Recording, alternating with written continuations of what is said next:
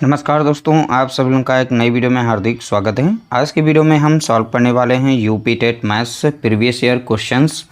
हम देखेंगे आज की वीडियो में प्रीवियस ईयर में किस तरीके से प्रश्न पूछे गए हैं। जो भी हमारी वीडियोस आएंगी यूपी टेट से संबंधित वो सभी के सभी पीवाईक्यू प्रश्न को सॉल्व कराएंगी।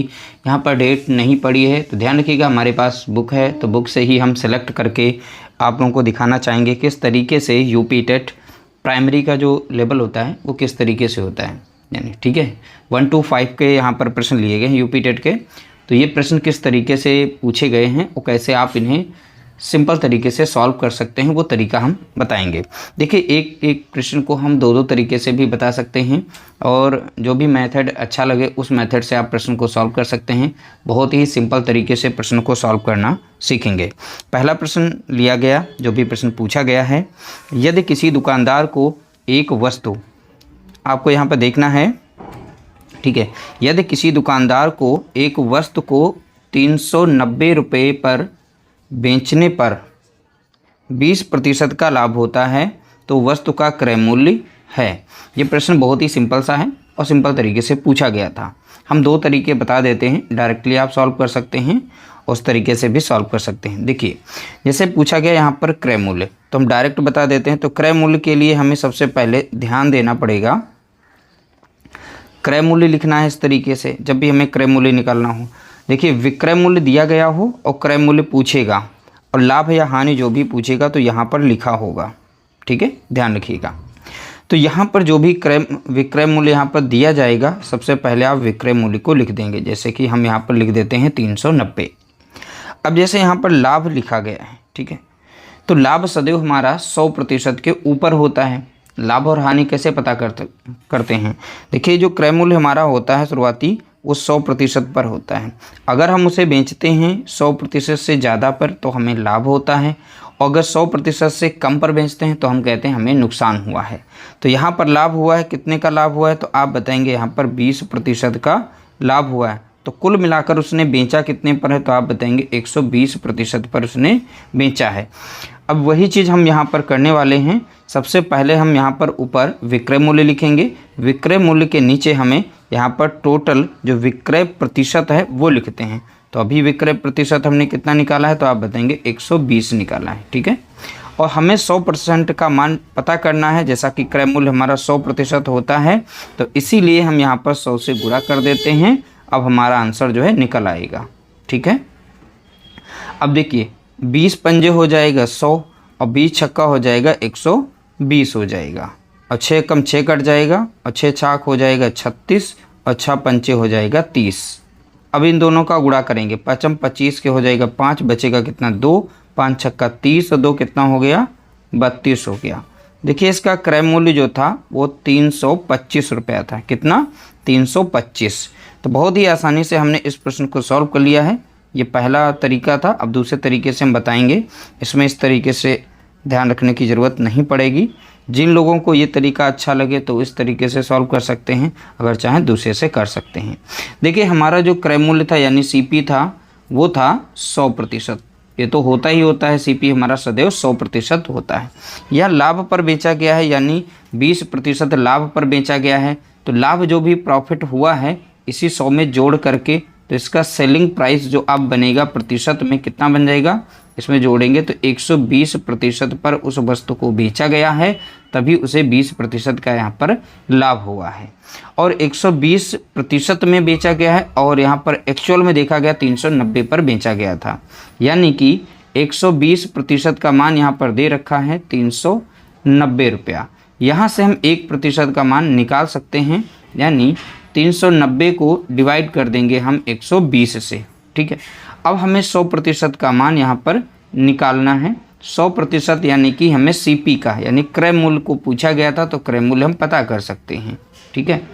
अब डायरेक्टली तो यहाँ पर संख्या ये नहीं कट रही थी तो इसको हम ऐसे ही यहाँ पर लिख लेते हैं, और 120 गुणे में कितना आप रखेंगे? 100 रखेंगे, क्योंकि 100% का मान हम पता कर रहे हैं तब इसीलिए हम यहाँ पर 100 रखेंगे। तो 20 पंजे 100 हो जाएगा, 20 छक्का 120 हो जाएगा, 6 कम 6 लगेगा, और यहाँ पर भी लगेगा 6 छाक 36 और 6 पंचे 30। इन दोनों का गुणा करेंगे तो हमें मिल जाएगा यहाँ पर कितना? 325 देखने को मिलेगा। ये 100% का मान था। आप चाहें तो इस मेथड से भी सॉल्व कर सकते हैं, ठीक है, इस मेथड से तब भी वही उतना ही आंसर आएगा। आप चाहें तो इस तरीके से भी इसे सॉल्व कर सकते हैं। अगला प्रश्न देखेंगे क्वेश्चन नंबर 2। ये भी PYQ प्रश्न है। इस तरीके से प्रश्न ये पूछा गया था। अब कैसे आप इसका आंसर निकालेंगे, तो देखिए इसमें हमने 10 प्रश्न टोटल लिए हैं। इसके बाद हमारी 10 की श्रृंखला चलेगी। जितने भी PYQ रहेंगे सभी को हम धीरे धीरे कवर करते रहेंगे। दिए गए चित्र में AB पैरेलल है, AB समांतर है, तो y माइनस x का मान पूछा गया है। y यहाँ पर दिया गया है और x का मान यहाँ पर दिया गया है। तो इसमें y से x को माइनस करने पर जो भी मान आएगा वो हमें मान यहाँ पर बताना है। और AB और CD ये समांतर रेखा हैं, पैरेलल जिन्हें कहते हैं, तो समान दूरी पर हैं। और इसमें जो PQ और MN है ये तिर्यक रेखा बोली जाती हैं, जिन्हें हम इंग्लिश में कहते हैं ट्रांसवर्सल लाइंस। ठीक है, अब देखिए इसमें कुछ प्रॉपर्टीज़ होती हैं, उन्हें ध्यान में रखते हुए इसको सॉल्व किया जाता है। सबसे पहले ये समझेंगे, जब भी सीधी रेखा पर कोई भी दो एंगल इस तरीके से बनते हैं, ठीक है, सीधी रेखा पर इस तरीके से एंगल बनेगा, तो यहाँ पर जो भी एंगल बनता है और इधर वाला एंगल, जैसे एंगल 1 माने इसे 2, इन दोनों का योग करने पर हमें कितना मिलेगा, तो आप बताएंगे 180 मिलेगा। बस ये प्रॉपर्टीज़ में आप ध्यान रखिए, बाकी आप प्रश्न को सॉल्व कर लेंगे। देखिए इसमें और भी प्रॉपर्टी होती हैं, संगत कोण की भी होती हैं। तो इस तरीके से देखेंगे, इधर का कोण यहाँ पर इसके बराबर होता है, ये संगत कोण कहलाते हैं। ठीक है, और इंग्लिश में अगर इधर का देखें और इस साइड का देखें तो इस साइड का भी ये संगत कोण कहलाएगा और यहाँ का ये वाला संगत कोण कहलाएगा। संगत कोण सदैव बराबर होते हैं। जैसे कि हम यहाँ पर अगर निकालना चाहें इसका, चलिए अब यहाँ पर देखेंगे एक सीधी रेखा पर इस साइड में भी एक तो एंगल बनेगा हमारा, तो 110 इस साइड में है, तो इस साइड का भी जोड़ेंगे तो सीधी एक सरल रेखा पर बने हुए कोणों का योग कितना होता है, तो आप बताएंगे 180 होता है। ठीक है, अब 180 से अगर 110 को माइनस कर देंगे तो इस साइड का निकल आएगा, तो ये तो हमारा कितना हो जाएगा, अभी हमने बताया 70 डिग्री का हो जाएगा। कितना हो जाएगा, 70। तो ये 70 डिग्री यहाँ पर ये दिया गया है एंगल। ठीक है, ये निकल आया। ये सीधी सरल रेखा पर बन रहे हैं, तो एक हमें 110 पता है, तो दूसरा कितना हो जाएगा, 180 से 110 को माइनस करेंगे 70 हो जाएगा। अब इन दोनों को जोड़ेंगे तो 180 मिलेगा। अभी हमने बताया था ऊपर और नीचे का एंगल हमारा कैसा होता है, संगत कोण होता है। संगत कोण सदैव बराबर होते हैं, तो ये दोनों एंगल जो है हमारे संगत कोण बना रहे हैं, तो y डिग्री बराबर कितना हो जाएगा, 70 डिग्री हो जाएगा, क्योंकि ये संगत कोण बना रहे हैं। कैसा कोण, संगत कोण है। ठीक है, बस इतना ध्यान देना, ये संगत कोण हो गया। अब यहाँ पर हम इसका रिलेट कर सकते हैं। देखिए यहाँ पर भी सीधी रेखा पर यह भी एक एंगल बन रहा है। जब ये 120 है तो इधर का कितना हो जाएगा, तो इधर का हो जाएगा कितना, 60 डिग्री का हो जाएगा। इन दोनों को अब जोड़ेंगे तो कितना बन जाएगा, 180 डिग्री। तो सीधी सरल रेखा पर दोनों कोणों को जोड़ने पर कितना मिल गया, 180। और देखिए 60 को जैसे जोड़ा इसके साथ 180 मिल गया, यहाँ पर 180 मिलेगा। अब देखिए x यहाँ पर है, ठीक है, और 60 यहाँ पर है, ये दोनों संगत कोण बना रहे हैं। तो देखिए यहाँ पर ये दोनों संगत कोण बना रहे हैं, तो इनकी प्रॉपर्टीज़ को आपको पढ़ना है, तभी आप प्रश्न को सॉल्व कर पाएंगे। तो यहाँ पर ये कितना हो जाएगा, 60 डिग्री, यह भी हमारा संगत कोण बन रहा है। ठीक है, तो इस तरीके से अब पूछा गया था y डिग्री माइनस x का मान पूछा था। अब इसमें y हमारा है कितना, y तो अभी देखा था हमारा कितना था, 70 डिग्री, माइनस करेंगे x हमारा कितना है, 60 डिग्री। ठीक है, बचेगा कितना, तो आप बताएंगे 10 डिग्री। तो इसलिए यहाँ पर करेक्ट आंसर हमारा कितना हो जाएगा, ऑप्शन हमारा पहला राइट आंसर होगा। अगला प्रश्न देखेंगे, कुछ इस तरीके से प्रश्न यहाँ पूछा गया था।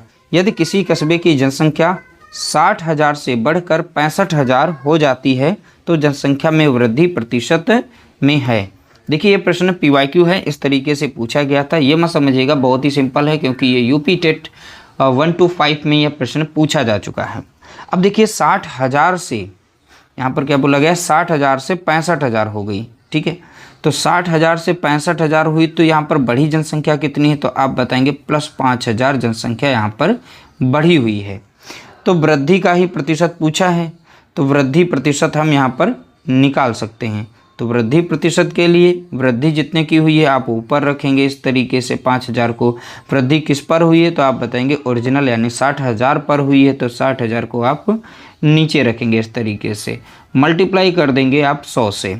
अब देखिए यहाँ पर हम काट देते हैं 2 जीरो से, हम 2 जीरो डायरेक्ट काट देते हैं और 2 जीरो से हम यहाँ पर 2 जीरो को काट देते हैं इस तरीके से। ऊपर 50 है, नीचे 6 है। अब 2 से काटेंगे, 2 3 6 लग जाएगा, 2 से काटेंगे तो कितना आ जाएगा, 25 आ जाएगा। ठीक है। अब 3 से 25 में भाग देंगे तो मिश्रित भिन्न बनेगा, तो 3 24 लग जाएगा, ठीक है। 3 से भाग देंगे 3 24, बचेगा कितना 1। तो कुल मिलाकर यहाँ पर 8 सही 1/3% की वृद्धि हुई है। तो आंसर हमारा यहाँ पर निकल चुका है, कितने की वृद्धि हुई है, तो आप बताएंगे 8 सही 1/3%, यानी कि ऑप्शन हमारा यहाँ पर बी राइट आंसर दिया गया है। अगला प्रश्न पूछा गया कुछ इस तरीके से, देखिए यहाँ पर डेट और दिन भी पूछे जाते हैं, इनसे भी संबंधित एक प्रश्न पूछा गया था, क्योंकि हर बार एक प्रश्न जरूर रखा जाता है, ठीक है, तो ध्यान रखना है। देखिए बोला गया यदि 4/8/2017 को शुक्रवार है तब 61 दिनों के बाद कौन सा दिन होगा। तो सबसे पहले हमें देखना है यहाँ पर दिन, यहाँ पर देखिए 4/8/2017 को शुक्रवार था, जैसा कि यहाँ पर प्रश्न में ही बोला गया है। और कितने दिन के बाद यहाँ पर बोला गया है, 61 दिनों के बाद कौन सा दिन होगा। तो सबसे पहले हम देखेंगे 61 दिनों में विषम दिनों की संख्या कितनी है। तो इसमें विषम दिन की संख्या हम सबसे पहले ज्ञात करते हैं, ठीक है। तो विषम दिन के लिए देखिए आप लोगों को ये भी पता होना चाहिए एक सप्ताह में कितने दिन होते हैं, तो आप बताएंगे 7 दिन होते हैं, ठीक है। तो यहाँ पर टोटल दिनों की संख्या कितनी दे रखी है, 61 दिन दे रखे हैं। तो इसको अगर 7 से भाग दे दें, ठीक है, तो जो शेष बचता है वही हमारा यहाँ विषम दिन आता है। तो 7 से जब इसे भाग देंगे 61 को, तो देखेंगे इस तरीके से 7 लग जाएगा 56, ठीक है, बचेगा कितना 5। तो यहाँ पर जो 5 आता है यही हमारे आ जाते हैं विषम दिन। तो इनको जब 7 से भाग देंगे तो विषम दिनों की संख्या हमें यहाँ पर मिलेगी 5। तो 5 दिन हमें यहाँ पर विषम दिन मिल रहे हैं, ठीक है। अब यहाँ पर जो 4 तारीख को शुक्रवार था, कितना था, शुक्रवार, 4 तारीख को शुक्रवार था, इसमें यही 5 दिन अगर हम जोड़ देते हैं तो हमें यहाँ पर दिन मिल जाएगा कौन सा, बृहस्पतिवार। कौन सा मिलेगा, बृहस्पतिवार, ठीक है। तो बस यही बृहस्पतिवार हमारा यहाँ पर करेक्ट आंसर होगा। शुक्रवार में प्लस आगे 5 दिन करिए और आप अपना देख सकते हैं। तो जैसे यहाँ पर शुक्रवार नहीं आता तो आप इस तरीके से भी कर सकते हैं, आपको तरीका हम बता देते हैं। अगले 5 दिन करना तो 1 2 3 4 5 ऐसे जोड़ सकते हैं, ठीक है। अब शुक्रवार के बाद आता है शनिवार, कौन सा आएगा, शनिवार। फिर आ जाएगा आपका शनिवार के बाद में रविवार, सोमवार, मंगलवार और बृहस्पतिवार। तो आप ऐसे भी, जैसे जल्दबाजी में आपका प्रश्न गलत हो रहा है तो ऐसे आप डॉट डॉट बना करके, ये 5 डॉट बना करके आप निकाल सकते हैं। तो फाइनल आंसर आपको बृहस्पतिवार यहाँ पर देखने को मिल जाएगा। तो इस तरीके से ऑप्शन सी हमारा यहाँ पर करेक्ट आंसर हो जाएगा। अगला प्रश्न देखेंगे, देखिए 40 व्यक्ति 30 दिनों में 200 kg चावल खाते हैं। तो 40 व्यक्ति 30 दिनों में 200 kg चावल खाते हैं, कितने दिनों में 30 व्यक्ति 500 kg चावल खाएंगे। अब देखिए इस पर आधारित हमने प्रश्न बनाया हुआ था, अगर आपने पुरानी वीडियोस हमारी देखी हैं तो उससे आप समझ जाएंगे किस तरीके से इसको सॉल्व करना है। देखिए MDH का फार्मूला इसमें लगता है, तो MDH के फार्मूले के थ्रू हम इसे सॉल्व करते हैं। अब सबसे पहले बता देते हैं, M और D अपॉन में रहता है यहाँ पर हमारा वर्क, ठीक है। इसी तरीके से MD रहेगा, अपॉन में रहेगा W। अब दोनों साइड में सेम है तो इसके लिए हम इसे 1 मानते हैं डाटा, इसे हम 2 डाटा मान लेते हैं, ठीक है। M मीन्स होते हैं व्यक्ति और D मीन्स होता है दिन और W मीन्स होता है वर्क, जो भी कार्य किया जा रहा है। अब कार्य देखिए 40 व्यक्ति कितने यहाँ पर हैं, तो आप बताएंगे 40 व्यक्ति हैं, इनके बीच में मल्टीप्लाई। और कितने दिनों में खाते हैं, तो आप बताएंगे 30 दिनों में खाते हैं। कितना चावल खा जाते हैं, तो आप बताएंगे 200 kg चावल खा जाते हैं। बराबर में दूसरा डाटा रखना है। यहाँ पर कितने दिनों में, तो दिन तो हमें निकालने हैं, और 30 व्यक्ति हैं तो व्यक्ति कितने हैं, तो आप बताएंगे 30। अब D2 नहीं दिया तो D2 को ऐसे ही रखेंगे। कितना चावल खाएंगे वो, 500 kg, तो 500 kg आप यहाँ पर रख सकते हैं इस तरीके से, ठीक है। अब ध्यान से समझा, नीचे की वैल्यू को हम काट सकते हैं यहाँ पर, इसका रूल होता है। और ऊपर की भी वैल्यू को हम काट सकते हैं, चाहे तो आप 30 को यहाँ पर सीधा काट सकते हैं। 1 0 से हम 1 0 भी काट सकते हैं, 2 0 से 2 0 भी काट सकते हैं। चलिए दोनों जीरो हम एक साथ में काट देते हैं, ठीक है।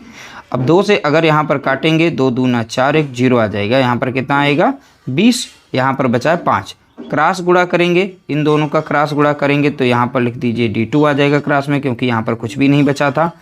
क्रॉस गुणा करेंगे 20 पंजे कितना हो जाएगा 100। तो 100 दिनों में 30 व्यक्ति जो हैं उस भोजन को खा जाएंगे।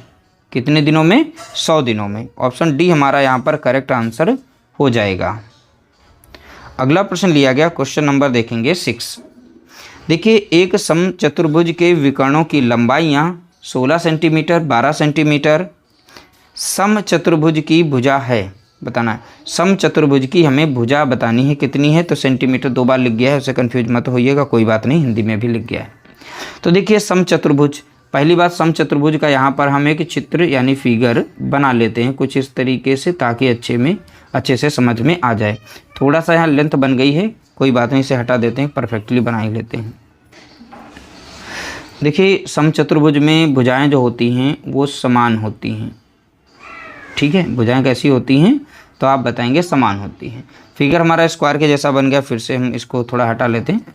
है हमारा स्क्वायर भी समचतुर्भुज का एक हिस्सा कहलाएगा, कोई दिक्कत वाली बात नहीं है, ठीक है।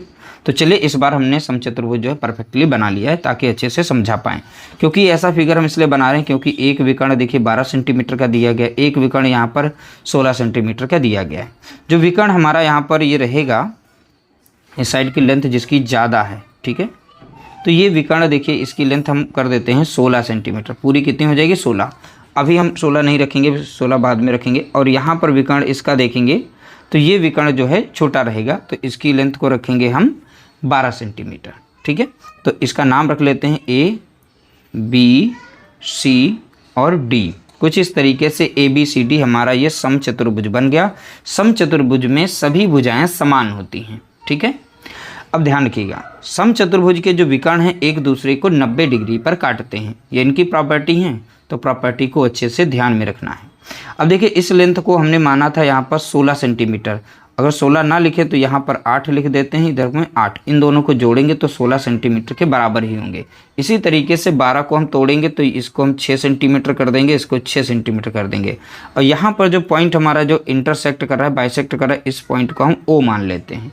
कितना मानेंगे? O।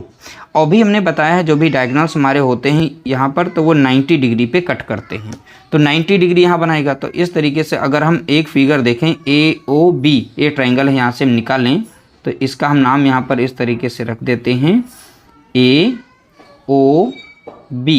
और ये 90 डिग्री का हमारा बनेगा। तो इसमें ऊपर की लाइन कितनी थी? 6 सेंटीमीटर। इस साइड की कितनी आ रही है? 8 आ रही है। तो एक पाइथागोरस का यहाँ पर हम इसमें रूल लगा करके यहाँ पर AB की लाइन निकाल लेंगे। तो AB हमारी समचतुर्भुज की एक साइड है, ठीक है। एक साइड पता चल जाएगी तो इसकी समचतुर्भुज की भुजा ही पूछी थी, तो चलिए इस माध्यम से निकाल लेते हैं। पाइथागोरस का रूल होता है, देखिए डायगोनल का स्क्वायर करते हैं, यानी AB का स्क्वायर करेंगे, बराबर में कितना रहेगा? AO का स्क्वायर होगा प्लस OB का हो जाएगा स्क्वायर। अब देखिए यहाँ पर 6 है, 6 का स्क्वायर करेंगे, प्लस यहाँ पर 8 है, 8 का स्क्वायर करेंगे, 6 कितना हो जाएगा? 36 हो जाएगा। 8 टाइम कितना हो जाएगा? 64 हो जाएगा। देखिए यहाँ पर 36 और प्लस 64 आ गया, तो इस साइड में लिख लेते हैं। तो यहाँ पर बनेगा हमारा AB स्क्वायर बराबर में कितना हो जाएगा? 36 प्लस 64 था, इन दोनों को जोड़ेंगे तो हमें कितना मिल जाएगा? 100 मिलेगा। और देखिए AB बराबर अब कितना हो जाएगा? अंडर रूट में यहाँ पर हो जाएगा आपका 100 हो जाएगा। इसका स्क्वायर रूट अगर निकालेंगे तो 10 मिलेगा। तो इस तरीके से हमें AB जो मिली है वो कितनी है? 10। तो यहाँ पर हम कितने रखेंगे? 10 रखेंगे AB। तो A और B कितनी हो गई हमारी? 10। तो जैसा कि यहाँ से हमने 10 निकाला है तो 10 AB 10 AB 10 AB 10 AB हो गई, ठीक है। तो इस तरीके से आप प्रश्न को सॉल्व कर सकते हैं और हमारा राइट आंसर यहाँ पर देखने को मिल जाएगा ऑप्शन C, यानी 10 सेंटीमीटर की समचतुर्भुज की ये भुजा होगी। अगला प्रश्न लिया गया, देखेंगे, यदि 8 पेन का क्रय मूल्य 6 पेन के विक्रय मूल्य के बराबर है तो लाभ प्रतिशत क्या होगा? अब देखिए, क्रय मूल्य को हम यहाँ पर CP के माध्यम से रखेंगे और विक्रय मूल्य को हम SP के माध्यम से रखेंगे। CP मीन्स होता है यहाँ पर कास्ट प्राइस और विक्रय मूल्य को हम कहते हैं इंग्लिश में सेलिंग प्राइस, ठीक है। तो यहाँ पर रहेगा CP ऑफ 8 पेन या 8 पेन CP, यानी CP 8 पेन का CP, ठीक है। तो 8 पेन का सीपी कितना हो गया, तो यहाँ पे सीपी लिख देंगे, 8 पेन का सीपी हो गया। और 6 पेन के विक्रय मूल्य के बराबर है, 6 पेन के विक्रय मूल्य के बराबर है। तो ऐसा यहाँ पर प्रश्न में सीधा सीधा इन्होंने बोला है, जैसा बोला है हमने वैसा ही लिखा है। इस तरीके से CP अपॉन SP का मान निकाल सकते हैं। तो यहाँ पर कितना रहेगा 6, इधर गुणे में तो इधर आ जाएगा भाग में, सॉरी यहाँ पर रहेगा कितना 8 रहेगा, तो 8 हो जाएगा और भाग में रहेगा। देखिए CP यानी 6 पर खरीदा, SP यानी 8 पर बेचा। तो 6 पर खरीद करके 8 पर बेच रहे हैं तो कितने का फ़ायदा हो रहा है, तो आप बताएंगे 2 का फ़ायदा हो रहा है। तो प्रॉफिट परसेंट निकालने के लिए प्रॉफिट को हमें ऊपर रखना है। प्रॉफिट सदैव हमारा निकलता है CP पर, और CP यहाँ पर 6 दिया गया, गुणे में कितना रखेंगे 100 रख देंगे। यहाँ पर 2 से काटेंगे, 2 कम 2, 2 3 6। अब 3 से जब 100 को भाग दिया जाता है तो आपको पता होना चाहिए 33 से 1/3% मान आता है। अगर दशमलव में दे रखा होता यहाँ पर तो 33.3333% यहाँ पर इसका करेक्ट आंसर होता। अगला प्रश्न दिया गया, देखेंगे क्वेश्चन नंबर 8। एक राशि साधारण ब्याज पर 10 वर्षों में दोगुनी हो जाती है, यानी राशि कोई भी रही होगी वो 10 वर्ष में दोगुनी हो जाती है। कितने वर्षों में यह राशि उसी ब्याज दर से तिगुनी हो जाएगी? इसके लिए बहुत ही सिंपल सा मात्र 2 सेकंड वाला हम तरीका बताएंगे। कैसे 2 सेकंड में आप कितने वर्ष यानी समय जो पूछा गया है उसको आप निकाल सकते हैं। इसके लिए आपको ध्यान देना पड़ेगा n1 - 1 अपॉन में रहेगा t1 बराबर में रहेगा n2 - 1 अपॉन में रहेगा n2। बहुत ही सिंपल सा है, यही यहाँ पर सेम टू सेम इधर लिखा गया, बस यहाँ पर 1 डाटा लिया है, यहाँ पर 2 लिखा गया है, बस और कुछ नहीं है। n मीन्स होता है गुना, जैसे यहाँ पर दुगुनी, तिगुनी, 4 गुनी ऐसे करके ये गुना रखना है। तो पहला डाटा यहाँ पर दिया गया 10 वर्षों में दोगुनी हो रही है, तो यहाँ वर्ष यानी समय नीचे रखा जाएगा। 10 वर्ष में कितनी हो रही है, 2 गुनी हो रही है, तो n की जगह पे कितना रखेंगे 2 रखेंगे, और 2 से 1 को माइनस कर देंगे, कितना बचेगा 1 ही बचेगा यहाँ पर। तो ऊपर लिखेंगे 2 माइनस करेंगे 1, पहले वाले डाटा को रख रहे हैं। और दुगुनी हो रही कितने वर्ष में, 10 वर्ष में, इसलिए यहाँ पर 10 रखेंगे। अगला डाटा देखेंगे, कितने वर्षों में यह राशि उसी ब्याज दर से तिगुनी हो जाएगी, n यानी तिगुनी, तो 3 - 1 कर देंगे यहाँ पर। और कितने वर्ष में, तो समय नहीं दिया, t2 लिखेंगे। अब देखिए ये जब हमें आ जाएगा तो हम मन में ही इनको कर सकते हैं, एक लाइन में, ये बार बार लिखने की ज़रूरत नहीं होती है। तो 1 बटा यहाँ पर 10 लिखेंगे, बराबर में 2 बटा यहाँ पर t2 लिखेंगे। अब इनका क्रॉस इधर गुणा कर देंगे तो इधर हो जाएगा t2, और 10 दूना कितना हो जाएगा 20। तो देख सकते हैं यहाँ पर मैंने जैसा कि कहा था 5 सेकंड या 2 सेकंड में ही इसका आंसर निकलेगा। बहुत ही सिंपल तरीके से इसका आंसर निकल चुका है। ऑप्शन हमारा यहाँ पर करेक्ट हो जाएगा, ऑप्शन C। ठीक है, ऑप्शन C हमारा राइट आंसर दिया गया है। अगला प्रश्न देखेंगे, क्वेश्चन नंबर यहाँ पर 9। 80 मीटर व्यास वाले एक वृत्ताकार पार्क के अंदर अधिकतम क्षेत्रफल का एक वर्गाकार खेल का मैदान बना है। खेल के मैदान का क्षेत्रफल है। अब देखिए एक यहाँ पर वृत्त बनाया गया, क्या बनाया गया, वृत्त बनाया गया। तो वृत्त को हम यहाँ पर इस तरीके से बना लेते हैं, तो ये वृत्त बन गया। अब वृत्त के अंदर ही इन्होंने बताया है कि देखिए एक 80 मीटर, क्या बोला है 80 मीटर व्यास, और वृत्त का सेंटर जो होता है यहाँ पर होता है, तो इससे एक व्यास बनाया जाएगा। व्यास यानी कि डायगोनल जिसे कहते हैं, ठीक है, सॉरी डायमीटर कहते हैं यहाँ पर। तो डायमीटर हम बना लेते हैं यहाँ पर। देखिए ये हमने इसका डायमीटर बना लिया। डायमीटर वृत्त को 2 बराबर हिस्सों में काटता है, ठीक है, तो इस तरीके से हमने बना लिया।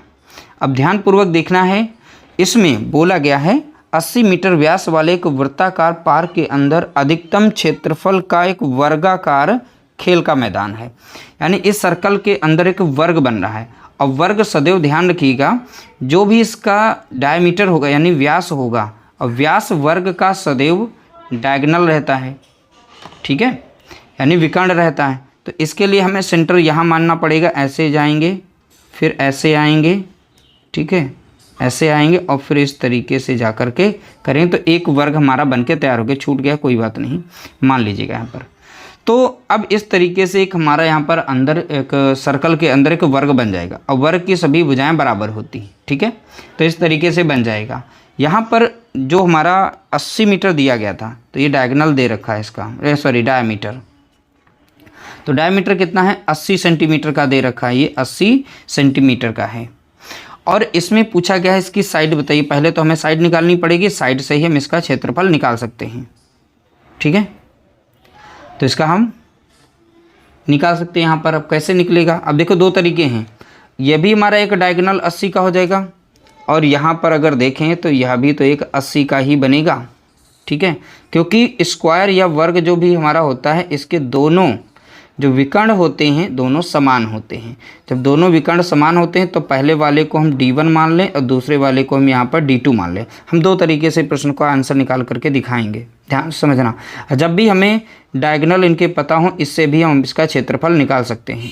ठीक है, मान लीजिए इसकी भुजा पूछ लेता, कितनी भुजा है इस वर्ग की, तो इसको भी हम बना करके क्वेश्चन अभी हम सॉल्व करा देते हैं। तो चलिए इसका क्षेत्रफल जो होता है एरिया, तो चलिए हिंदी में लिख देते हैं क्षेत्रफल। तो देखिए वर्ग का क्षेत्रफल का फार्मूला होता है 1/2 और D1 × D2 होता है, यानी 1/2 लिखेंगे। डायगोनल हमारा कितना है, एक 80 है, दूसरा भी डायगोनल हमारा 80 ही हो जाएगा। 2 कम 2 काटेंगे, 2 चौके 8 लग जाएगा, 0 8 चौके कितना हो जाएगा, तो आप बताएंगे 32 हो जाएगा। एक एक कितना 0 2 0। सेंटीमीटर था या मीटर था, क्या किस में डाटा इसमें रखा गया है, तो आप बताएंगे मीटर में रखा गया है। और हमने तो शायद मीटर रखा है और मीटर में है, और हमने सेंटीमीटर लगा दिया यहाँ पर, तो सेंटीमीटर हटा दीजिएगा, मीटर कर दीजिएगा, तो मीटर स्क्वायर। तो क्षेत्रफल जो होता है वो सदैव मीटर स्क्वायर में होता है। ठीक है, मान लीजिए यहाँ पर साइड इसकी पूछ लेता, तो दूसरा तरीका बताते हैं क्षेत्रफल निकालने का। देखिए डायगोनल जो भी हमारा स्क्वायर होगा, ठीक है, क्या होगा, स्क्वायर। तो स्क्वायर में जब भी हम यहाँ पर डायगोनल निकालने की बात करते हैं, जब भी हम डायगोनल निकालेंगे तो हमें साइड पता होनी चाहिए। ठीक है, तो इसका एक फॉर्मूला छोटा सा होता है डायगोनल के लिए। ठीक है, यानी हम इसे कहते हैं विकर्ण। तो विकर्ण इसका अगर हम निकालें तो विकर्ण बराबर होता है भुजा गुणे √2 होता है। तो ये इसका छोटा सा फार्मूला है। अब देखिए विकर्ण ऑलरेडी इसमें 80 दे रखा था, तो हम 80 साइड में रख देंगे, बराबर में भुजा, और अंडर रूट में कितना दिया गया, यहाँ पर है 2 दिया गया है, तो इधर गुणे में है तो इस साइड में आ जाएगा भाग में, तो √2 हो जाएगा, और इस साइड में बचेगी क्या, भुजा बचेगी। ये हमारी भुजा यहाँ पर निकल चुकी है। ठीक है, क्या निकली है, ये भुजा। तो चलिए अब भुजा को यहाँ पर इस तरीके से लिख लेते हैं, तो इस साइड में लिख लेंगे ताकि अच्छे से समझ में आ जाए। और क्षेत्रफल का फार्मूला है, जैसा कि आप लोगों को बताया था कि इनकी जो क्षेत्रफल होता है इसका फार्मूला होता है भुजा गुणे भुजा। ठीक है, तो कैसा होता है फार्मूला, भुजा गुणे भुजा। तो ये छोटे छोटे फार्मूले याद रखना है। तो यहाँ पर 80 गुणा कितना हो जाएगा, √2, फिर से हो जाएगा 80 गुणा कितना हो जाएगा, √2। अब 80 तो ऊपर गुणा कर लेगा, √2 जो सेम दिए गए हैं ये गुणा नहीं करते हैं, तो यानी ये 2 बार सेम आए हैं, तो खुदा संख्या स्वयं 2 ही बचती है, बस इतना ध्यान देना है। 8 अठाई कितना हो जाएगा, तो आप बताएंगे 64 हो जाएगा, बचेगा कितना यहाँ पर। ठीक है, नीचे कितना है, इन दोनों का गुणा करेंगे तो 2 मिलेगा, और 2 से जब इसे काटेंगे तो कितना मिल जाएगा, 32 ही मिलेगा। तो देख सकते हैं इस तरीके से भी आप इस आंसर को यानी क्षेत्रफल को अपने निकाल सकते हैं।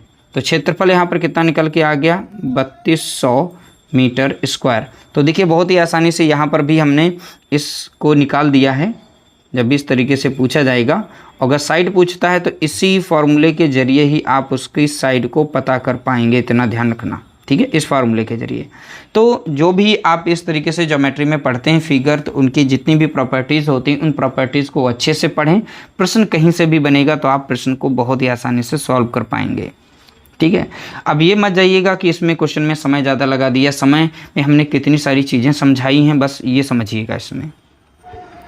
अगला प्रश्न लिया गया, क्वेश्चन नंबर देखेंगे 10। 240 अंकों की एक परीक्षा में किसी परीक्षार्थी ने 52 अंक अर्जित किया।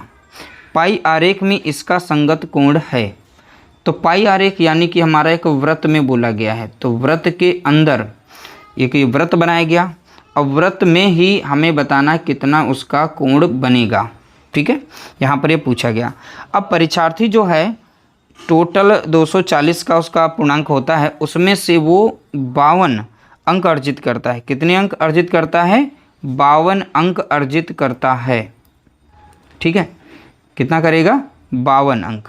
तो देखिए यहाँ पर तो 240 का हुआ था, मतलब टोटल उनका एग्ज़ाम, उसमें से उन्हें 52 ही मिले हैं। तो 52 अंक जो मिलते हैं तो आप इनका कोण कैसे बनाएंगे, ठीक है, अंदर का कोण, वृत्त के अंदर का। तो देखिए कोण बनाने का बहुत ही सिंपल तरीका है। तो जो भी टोटल अंक हों जिसमें से बनाना हो तो वो टोटल अंक सदैव नीचे रखेंगे, उसमें से कितने उसे मिल रहे हैं वो सदैव आप ऊपर रख देंगे, जैसे कि 52 अंक मिल रहे हैं। ठीक है, अब एक वृत्त जो होता है इसका सेंटर यहाँ होगा, पूरा सर्कल राउंड लगाया जाता है, वो 360 डिग्री का होता है। तो एक वृत्त का पूरा कोण कितना होता है, तो आप बताएंगे 360, इसलिए हम यहाँ पर 360 लिख देंगे, 360 डिग्री। अब हमारा आंसर यहाँ पर निकल आएगा। बहुत ही सिंपल तरीके से आप काटना चाहें काट सकते हैं, यहाँ पर है। ठीक है, अब देखिए 12 से कट रही है तो 12 दूनी लग जाएगा 24 और 12 तियाँ लग जाएगा कितना, यहाँ पर 36 लग जाएगा। तो 1 0 से हम 1 0 यहाँ पर काट सकते हैं, 2 से काटें तो 2 दूनी 4, 2 छंग 12। ठीक है, 3 छक 18 के 8 हो जाएगा, बचेगा 1, 3 दूनी 6, कितना हो जाएगा 7। तो इस तरीके से 78 डिग्री यहाँ पर हमको मिलेगा, देखने को कितना मिल जाएगा 78 डिग्री का।